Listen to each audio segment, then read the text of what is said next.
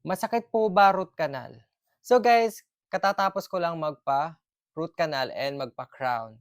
And the answer is no, hindi masakit magpa-root canal. Mas masakit pa nga kapagka pinapastahan or fillings sa tinatawag. Kasi pagka fillings, 'di ba, dinidrill siya, tas walang anesthesia, tapos nakangingilo.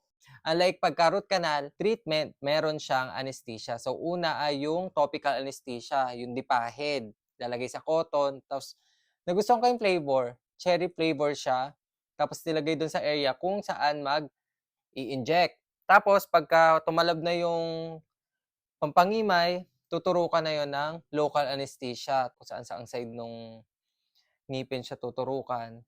Doon nasisimulan ang pagdi-drill. So idi-drill 'yon, aanuhin doon sa may bandang 'di ba yung ngipin natin may ganyan, yung parang ugat, aanuhin nila 'yon, tatanggalin nila yung nerve, parang ganyan. May pulp doon na aalisin ta's may ipapalit doon.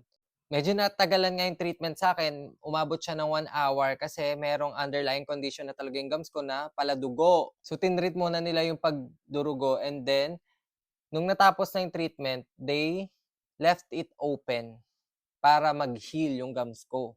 Tapos nagreseta ng antibiotic at ng pain reliever.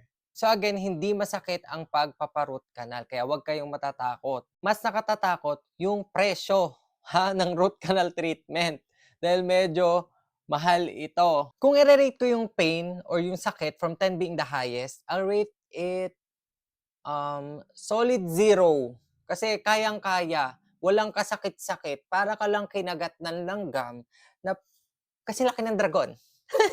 Pero no joke, para sa akin hindi siya masakit. Nakadepende talaga yan sa pain tolerance level natin. So mataas kasi yung pain tolerance ko. So yung masakit sa akin, maaaring hindi masakit sa iyo, tapos yung hindi masakit sa iyo, maaaring masakit sa akin. Huwag ka lang pangungunahan ng kaba, kasi kaba yung kalaban mo dito, pero hindi talaga siya masakit. Kaya guys, prevention rather than cure. Okay, alagaan ng ngipin, magpa-check up every 6 months para hindi na humantong sa pagpaparut kanal.